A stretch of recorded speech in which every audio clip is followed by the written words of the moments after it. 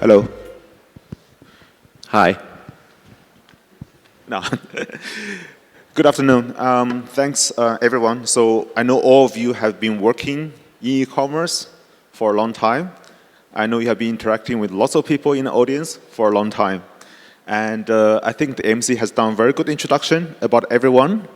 But the first question I'm going to ask you guys is, what's the most interesting development in e-commerce that you are seeing today? Maybe we start with Olive. Okay. Hi, everyone. A lot of my friends here. But just to introduce myself, Synagie is definitely one of the leading LP in Southeast Asia. So for me, just to answer your question, what is the most interesting development? I hear a lot about AI and all, definitely not. But for me, even for ourselves as an LP, nowadays, I would say the thing is interesting is really the adoption of the new technology. Why I say that and why it's interesting, because as an enabler, when we started 10 years ago, when a brand came to us, they thought that we are just a logistic provider, managing B2C fulfillment. A few years later, when Iswara brought in the whole ecosystem to Southeast Asia, then started asking us to manage the brand, merchandising, operation, or even the customer service. 2 years back, maybe asking us to do marketing. But now, all these things, things are moving so fast and really change so fast, right? A lot of brands came to us, is really asking about digitalization. How to digitalize all the different possible touch points that they are touching to the consumer, as well as transform the way that they want to drive the digital commerce. And I would say that we are really entering to another phase of digital commerce right now. And just to name a few, what kind of solution that we're talking about, apart from AI, of course, something like how to bring our virtual beauty advisor from the offline to the online world, or talking about one unique ID technology, or talking about KOL commerce solutions, or even data GPT, for example. So this to me is really fascinating. Sujith? Yeah, I think without doubts, I think we are in a very exciting time when it comes to commerce, right? So Jerome spoke about how we are growing, 17% CAGR, double-digit growth, and the growth is here to stay. If you dig a level deeper to understand what aspects of commerce is actually growing, I think that's very interesting, because we see that all the aspects when it comes to, let's say, technology. We have greater access to technology, which helps our clients, brands, and sellers set up the shop quite with a relatively lesser cost, right? So the entry barrier has reduced because the cost is decreased, and the ecosystem is actually helping them achieve that. In terms of engagement, I think what is very interesting is the new formats which have come in, right? So social commerce. We are looking, probably social commerce is going to be the biggest growth driver, if it is not already. So social commerce is interesting. Affiliate model is interesting, where we have seen many partners come up, and individuals as well, who engage with our brands and say that this is how we want to contribute to sales. So that is happening, and I think Howard spoke up a lot about the different platforms, the different innovations which are happening. Again, from a media point of view, I think there are several platforms which our brands can use to engage with the audiences. So those are the things which have happened. If you ask me, the evolution is very interesting. When we started off just about 4 or 5 years ago, I think commerce was a line item in your media plan, right? Today, it's a serious sales contributor. And we have also kind of seen for certain brands where e-commerce contributes to about 20% of the sales mix, right? So, and it has happened relatively in a very short while, in 4 years, so 4 or 5 years. I think that is what makes it interesting, and there's a seismic shift. Also, in terms of evolution, and what is more interesting is what we have seen, and I was having this chat with one of my clients, saying that it's interesting to see how individual platforms are also evolving, right? I think a lot of social platforms are evolving to become commerce, and commerce platforms are evolving to become social. So I think we are in a very interesting space where every platform is getting creative and trying to engage with the audiences much better. Yeah. So engagement technology. We have actually been making some predictions every year about e-commerce trends between 2017 to 2022. In 2017, we got 9 out of our 10 predictions right. In 2022, we got 5 right. And this year, we just stopped because it's becoming so hard to predict. Alvin, so you have been moving the physical goods, the parcels. I mean, what do you see as the most exciting development? So, with regards to the movement of physical goods, given that NinjaVan has been a partner for Lazada's logistics over the past 9 years now, stretching back over a longer period of time, I'm actually quite happy to share that we've been able to work together with the Lazada transport team to unlock quite a number of significant benefits for the entire logistics ecosystem all around Southeast Asia. So just looking back from January 2023 alone, I believe that with regards to loss and damage parcels, we've seen a fairly significant 25% and even a 50+% reduction in these statistics alone. So because logistics is so important in making or breaking the eventual e-commerce experience, the constant improvement in logistics statistics alone, I do think is quite a significant benefit to the entire logistics ecosystem. With regards to the models of fulfillment, the essential service of last mile delivery that is so crucial to e-commerce largely remains the same, but I do think that there are different methods in which different sellers can explore to further innovate around how they would like to bring their parcels into the hands of into their buyers. They can choose perhaps cross-border fulfillment. They can choose fulfillment across different fulfillment centers, perhaps one in Hanoi or Ho Chi Minh City, Bangkok or UPC, depending on what kind of brand or what kind of seller they want to be. Or they can even choose to use Lazada's multi-channel logistics, of course. Each method has its pros and cons, and the decision is entirely down to what kind of seller or brand that you want to be. Vince? Sorry, I'm a bit coughing, so my voice is a bit smokier than usual. And that's due to the pollutions of, I just came from Indonesia. Some of the air pollutions is causing a bit of irritation on the throat. But that's also related to what I'm talking about, right? So right now, there is more and more options for every individuals to buy things online. So for example, like for the past 1 week, I've been staying at home, wasn't feeling well, I can't go out. And I can do literally everything that I need to order, I need to buy, whether or not that's medical, whether or not that's food, whether or not it's some necessities that I need at home. Everything can be done through online. So what I think the e-commerce trend so far is just more and more encompassing like every needs of the people's daily life, from end to end. And I think this is also with the help of the AI, with the help of the social commerce, conversational commerce and everything. The touch point is also becoming closer so that the user's engagement is actually also becoming better and better. And so the way we see it, more and more people are now shopping online than ever. It kept increasing every month. And more people actually are inclined to go digital faster than ever before. In Indonesia is one of the country where the digital conversions for the populations are growing at the faster rate than any other countries, even compared to China. I mean, given the amount of time from where we started our digital ecosystem, and compare that to the China where they were until where they are right now, the Indonesian is actually are on pace faster than even China and India. So I think that's very exciting time for all of us in this ecosystem right now. There's obviously lots of things happening in Indonesia, which we'll come to in a bit. My next question is for Olive. I've been hearing from lots of people that the lives of Lazada partners like you guys are becoming harder and harder because the platforms are becoming more sophisticated. We heard about many new tools being launched, many new capabilities, many new campaign possibilities, and all the things that you need to understand, you need to know how to operate, and obviously you need to communicate with the brands and how to operate this and whether they should actually bother with all these new tools at all. So what have we been doing to actually communicate with the brands effectively about this? Okay, this is a very valid question. Indeed, Lazada is really getting more and more sophisticated, more and more new technology and features that introduced to everyone. So, but some of the brand might not know, actually behind the scene, Lazada also have an LP team locally and also regionally support the entire ecosystem. And a lot of time as an LP, right, we work with them very, very closely, have a close dialogue to really understand the latest changes and update. And sometimes we do also work with the product team to develop certain solutions. So,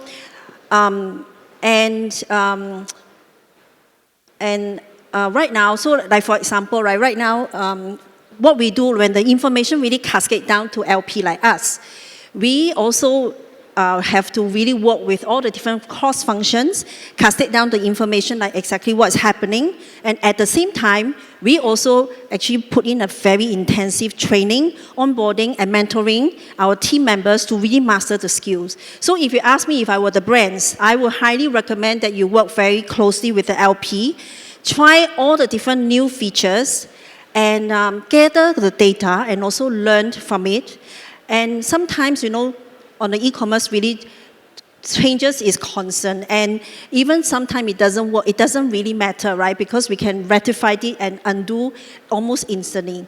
So this is something, and I would recommend that you continue to try, and there's no harm. And yeah, so that's what I would recommend. Actually, a related question, right? I mean, you tried new things, and there are more and more new things. Yeah. So, and as you mentioned, that some of the things will take a while for you to evolve, to show the results. Yes. So how much patience should people have on this? How much passion? Patience. Or patient? Well, if you ask me, actually things are really keep changing. Like for example, I think give a good example about everyday cashback or Lazada bonus. This we introduced also maybe less than a year, but now as a consumer, even for myself, and I don't see these features, usually I will never click onto the thumbnail. So I think as a brand partner, actually the brand as a consumer, first maybe as a consumer, they actually always looking for new things. And they're patient, I would say for e-commerce shopper, they're not that patient. So I think for the brand, right, it's really important to ride on the platform focus, drive the traffic and the conversion, and of course the search algorithm as well. So so then you will be able to really try all out and then, you know, find out exactly what works for you and what works for the brand. Thank you. Of course, as you mentioned that the brands come to you for marketing, and let me turn to Sujith, because you just now mentioned that not many years ago, that 4 or 5 years ago, e-commerce was a line item in the media buy. Now it's becoming more sophisticated. So, and also there's a notion, some people are saying that, okay, now it is possible to build a brand on e-commerce. Do you actually agree with that? And when brands think about, I mean, e-commerce budget allocation, et cetera, what do you suggest? Absolutely, yes. Just to share with you, just last month in Philippines, one of my clients launched a new flavor of a product exclusively on Lazada, right? So it's already happening. So there are a lot of brand conversations which are already happening, but it's also true that some of the conversations which we have with our clients is, when it comes to commerce, is lower funnel. Right? So how do we drive conversion? Rightly so, I think advertisers have spent a lot of time creating the brand, and now it's the time for them to actually convert that and encash that in terms of sales. So which is absolutely fine, but there is also a channel which is opened up in terms of our conversations, which is clients do ask us on how we can leverage retail media from a full funnel point of view, right? For us to do that, obviously, there's a data point which I would like to share. I was reading up a report from IAB which showed that they did a survey across the 5 markets, 2,000 plus respondents. I think it's in public domain, everybody can read. What was interesting is there was one question which was asked, and 44% of the respondents said that they are ready to use the data and the media offerings from retail media, even if they don't have a product listed on marketplace, right? So everybody understands that audiences are on retail media, on marketplaces, and you need to tap in and build a brand, right? Going back to the second question, which is on the media mix. So we are speaking to our clients on expanding the media mix. There are different tools which we use to do that, and The starting point is looking at the category insights. So we go back and we share the category insights to see if there are existing player in that category who's looked at it, and if there is something which we can learn from them in terms of case study, and if there is no, and if our brands are the first movers, then we build a use case, right? We say that this is something which we need to target. So we redefine the KPIs, going to as simple KPIs as having CTR, click-through rates, tracking the upper funnel, and then we get into CVRs and conversion rate at the bottom of the funnel. So we do that. What has also helped is new formats. I spoke about this in the earlier, saying that there are new media formats. For example, sponsored display, sponsored search. I think those kind of formats are being made available to our clients, and which is extremely good because it will help us optimize their campaigns much better and do a full funnel.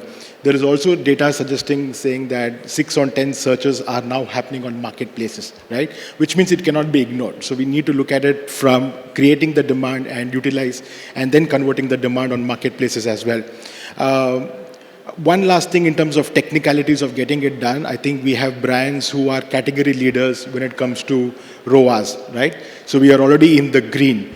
Now the challenge is, how do we scale up the business? How do we generate more sales without compromising on the efficiency, right?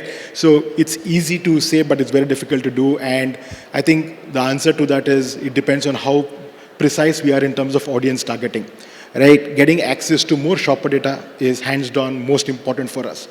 The more interesting data which we have on shopper behavior, what do they see, what do they buy, who are the high intent customers, and who have the money. I think all those techniques can be used to actually build a brand, as well as help them convert that into in terms of sales. Yeah. So also thinking about how you sort of allocate your budget. Yes.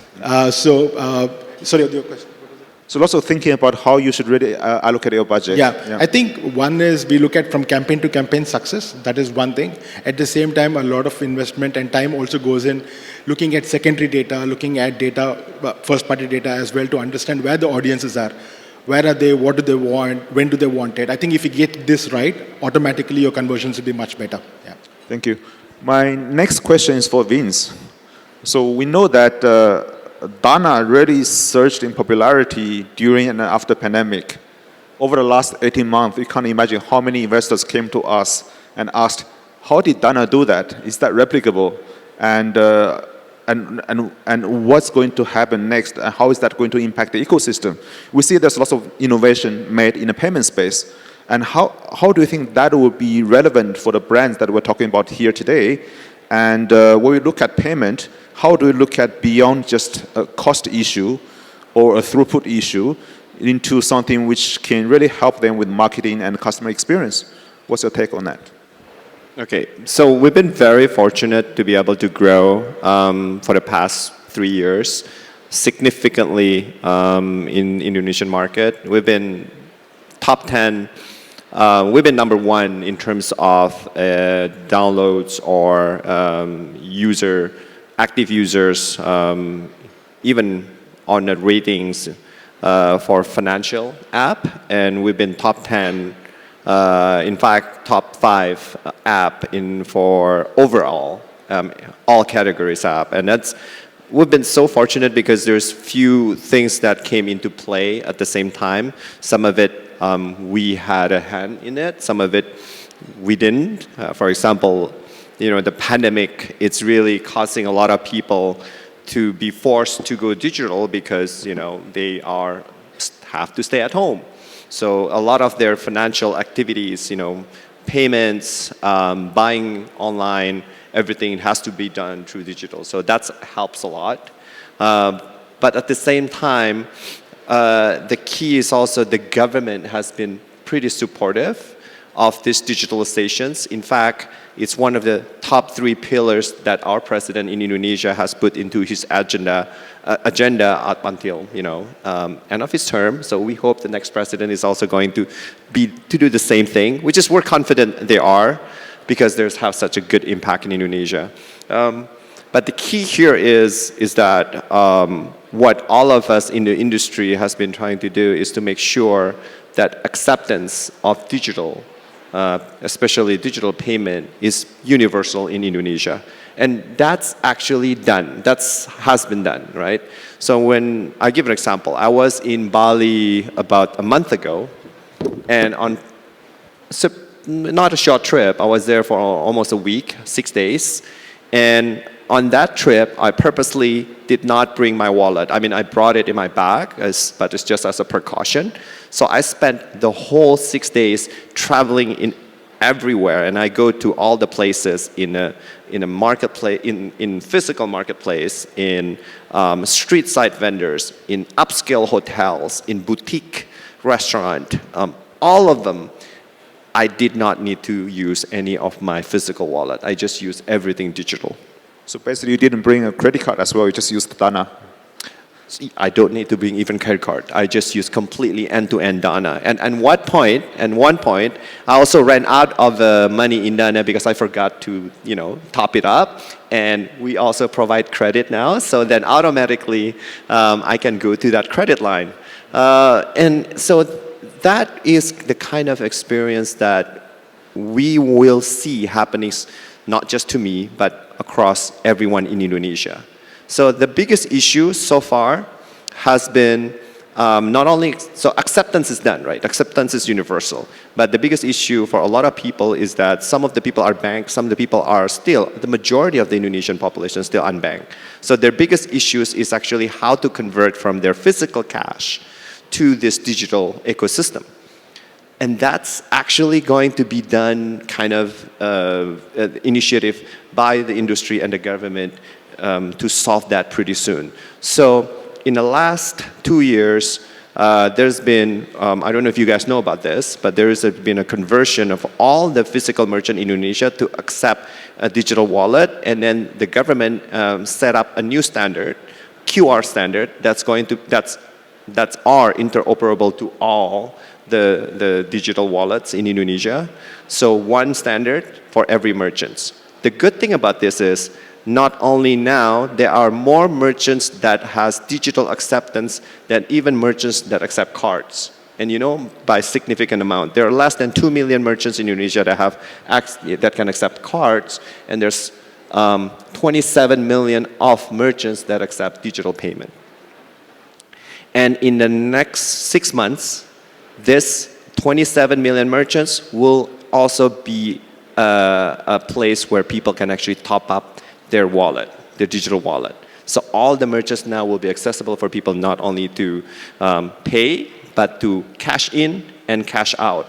So you will see in the next 1 year a massive transformation of the Indonesia, because every single populations will automatically be able to go online, or what we call it, to go digital.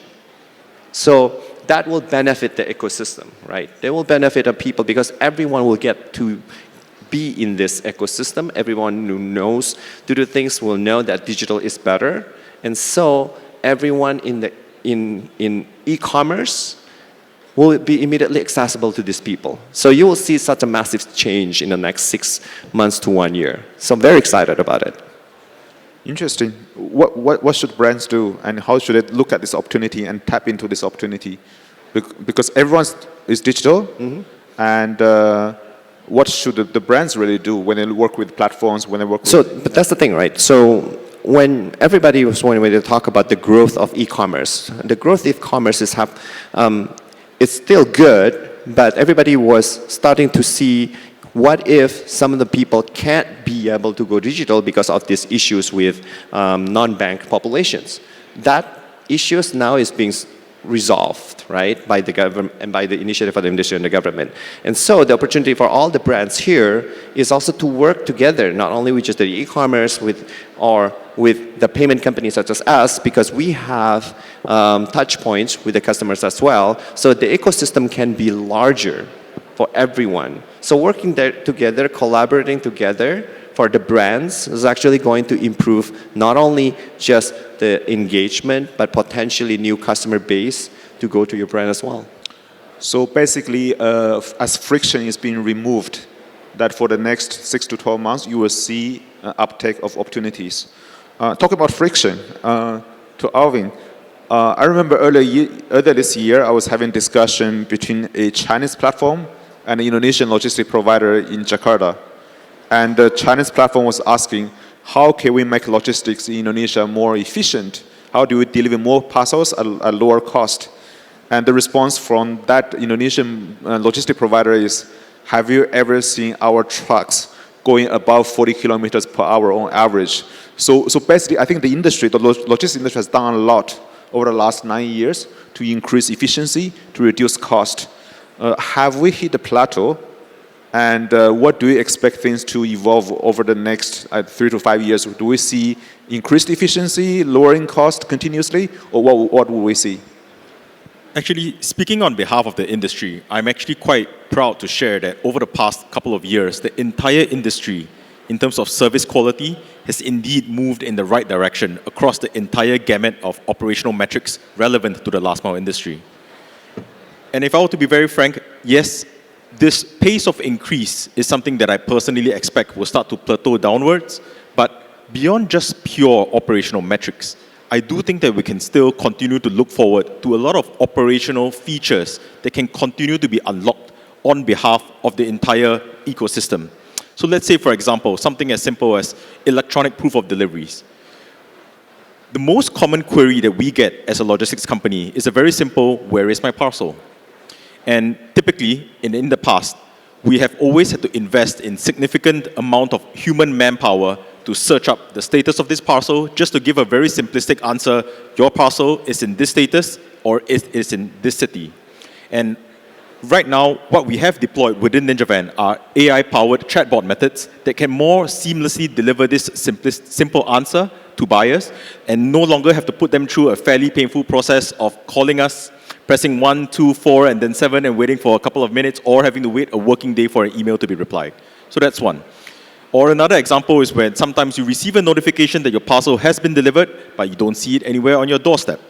And we get a very simple question again, where is my parcel? And today, even on Lazada's platform, you can indeed go up to the Lazada's platform and see and retrieve instantly an electronic proof of delivery on where the parcel was delivered at your doorstep. Perhaps it was in the shoe cabinet, perhaps it was in your riser cabinet, and once again, it is yet another feature in which we have made the logistics experience that much less painful. And these are really emblematic examples in which we can still look forward to within Southeast Asian logistics, not just continually faster delivery speeds or lowered loss and damage rates. I still do think improvements will happen, but I would say the more exciting change to look forward to are these features that are powered by technology. That I still think that there's still a lot more room to grow in this area here. And that will be a focus over the next few years.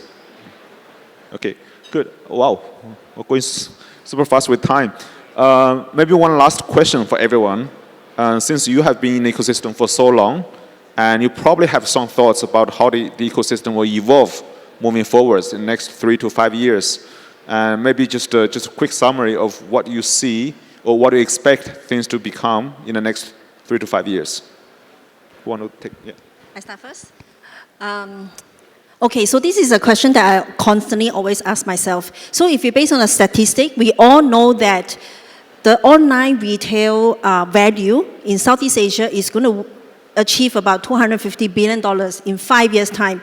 So imagine 5 years later, your online sales is going to be penetration about what, 55% or even more than 50%. So I think the most important thing for us, for the brand, is really knowing about your customer. So I think if you use China as an example, right now I think the platform already know the customer even more than the customer know themselves. You know, in the China platform, right, they can collect more than 8,000 tags or attributes of the individual. But if you come to Southeast Asia, and everyone knows that the data accessibility is very fragmented, very limited, and even for LP like us or even for a platform, it's so hard to even get to know the customer more than 500 tags. So I think this is definitely an area that everyone needs to start working on, together with the brands, together with the platform, to find out exactly what your customer want, and spend the correct marketing dollar to the right people at the right place and at the right time. So for me, this is really, really key. data-driven targeted marketing at the most efficient and effective way definitely is the key in the next couple of years. Yeah, just to add to that, I think we'll continue to grow. The double digit will continue to happen. We'll have more consumers, new expectations come in. But I feel that in the pursuit of giving a good experience to consumer, I think the ecosystem is going to get complicated and it's going to get competitive, which is good, right? What I would want to see in the near future is two things, right? I think having access to shopper data, more and more insights about what our shoppers do. I think hands down, if we give more shoppers data to advertisers, they will obviously increase the spends to target the audiences more. That is one. Second, I think, which is very important and usually it's not given a lot of importance, is we all speak about delivering experiences from a UI UX point of view, but that is probably focusing a lot on consumer, right? So what I would like to see is the same UI UX experience optimization which happens at the back end to allow the resources who are setting up campaigns, optimizing campaigns, give them enough time to actually explore the so many features which are available on the platforms, right? So I think innovation and AI, all of that, if that can help optimize the time at the back end, I think that'll be awesome for us to see, not in the next 5 years, but probably now. Thanks. So in my view, the biggest change that the entire e-commerce industry can expect in the upcoming 3 to 5 years is the method in which buyers check out their items online. So what I mean here is that it is going to be less the traditional method of people performing a search and deciding the channel to purchase by using pure price comparison methods, but instead their decision to purchase will be more subconsciously driven by entertainment methods, live streaming, when they go online to discover which is the best foundation that suits their skin color. It will be more deeply integrated into discovery methods as compared to just going online, then search for the cheapest website that gives me this item. So this is a very fundamental shift in buyer behavior that I think will drive e-commerce in the next 3 to 5 years. Sure. I think in the next 3 to 5 years, the majority of the populations, as I mentioned, will actually already in digital ecosystem. So the key here is to make sure that, and I don't know the correct ratio between online and offline because both are going to be digital, right? But I'm pretty sure if we take a look in China and other market that the digital would be pretty significant. Whether or not it's going to be 50% of the purchase decisions, we don't know yet, but we hope it's going to get there. So the key here is everybody need to really make sure that your digital presence or the online presence have to be there. And working with the right platform, especially a platform that is very focusing on that data-centric solutions, data-centric analysis, platform that provide all of these tools are going to be very, very important for the futures. And that's the key here because, when we take a look at the overall market in the world, there's not going to be hundreds of platforms going to be available. There's going to be few major ones, and especially the one that provide the best tools for engagement to your customers are going to be the one that be crucial for your business. It's interesting that 3 of you mentioned China. I spent 6 weeks over the last half a year going around Pearl River Delta, looking at live streaming studios, factories, e-commerce operations there, and even of the offline shopping malls. And look at how the competitive pressure is driving the innovation in that area and compared to what we are trying to do here. I think there's still lots of exciting things that we could do in the next few years. Thank you everyone for sharing your insights. I know half an hour doesn't do this justice, but let's put our hands to thank the panelists.